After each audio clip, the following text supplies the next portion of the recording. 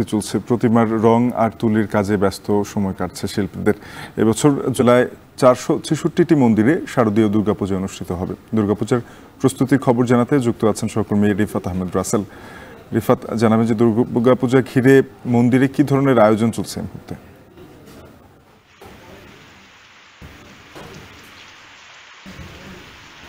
সপ্রিন, আপনি শুরুতে যে কথাটি বললেন, আসলে পুজোর আর মাত্র কয়েকদিন বাকি রয়েছে। এর মধ্যে কিন্তু প্রতিমা তৈরির কাজগুলো সেরে নিতে কিন্তু এখন একেবারে ব্যস্ত সময় পার করছেন প্রতিমা শিল্পীরা।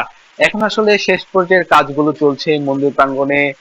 প্রতিমার যেই রঙের কাজগুলো, সেই রঙের কাজগুলো চলছে এবং তুলির সাহায্যে কিন্তু প্রতিটি চোখ থেকে শুরু করে কিন্তু প্রতিটি মুখমণ্ডল কিন্তু তারা তুলির মাধ্যমে এঁকে তুলছেন। তবে মূলত পঞ্চমীর দিন থেকেই কিন্তু মূল পুজোর আনুষ্ঠানিকতা, সেই আনুষ্ঠানিকতা শুরু হবে এবং চক্ষুদানের মধ্য দিয়ে যে শারদীয় দুর্গা উৎসব, এইবার কিন্তু সেই শারদীয় দুর্গা উৎসব পালিত হবে। এবছর নেত্রকোনা জেলায় প্রায় 466টি পুজো মণ্ডপে আয়োজন চলছে, যা গেল বছরের তুলনায় আসলে 95টি মন্দির কিন্তু এবার কম পুজো আয়োজন হচ্ছে। আমরা আয়োজকদের সাথে কথা বলেছিলাম, তারা যেমনটি জানিয়েছেন যে অনেকেই আসলে ব্যক্তিগত পুজো করে থাকেন, অনেকেই মানসিক পুজো করে থাকেন। সেই পুজোগুলো এবার একেবারে কম হওয়ার কারণে কিন্তু এবার পুজোর আয়োজন কিছুটা কমেছে। তবে আমি এই মুহূর্তে যেই স্থানটিতে দাঁড়িয়ে রয়েছি, নেত্রকোনার দুর্গাপুরের দশভূজা বাড়ি মন্দির, এটি আসলে প্রায় 200 বছর আগে, অনেক শত বছরের পুরনো আসলে এটি মন্দির। এখানে সেই সুষম রাজার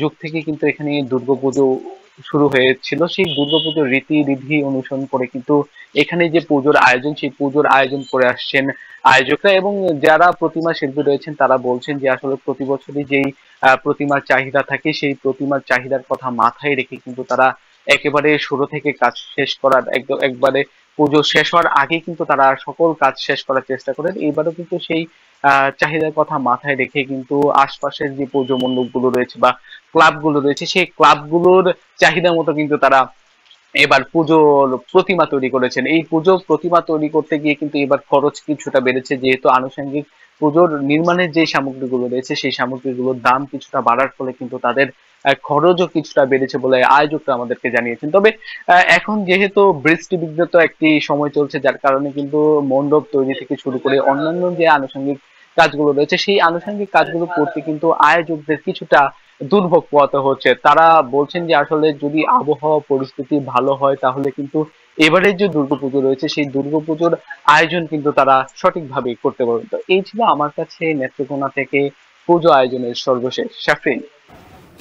সহকর্মী রিফাত আহমেদ রাসেল যুক্ত হয়েছিলেন নেত্রকোনা থেকে, জানাচ্ছিলেন দুর্গাপূজার প্রস্তুতি নিয়ে। আরএফএল গিজারে আছে ওয়ার্ল্ড ফ্লো টেকনোলজি, যা পানি গরম করে 20% কম বিদ্যুৎ খরচে, আর একবার অন করলেই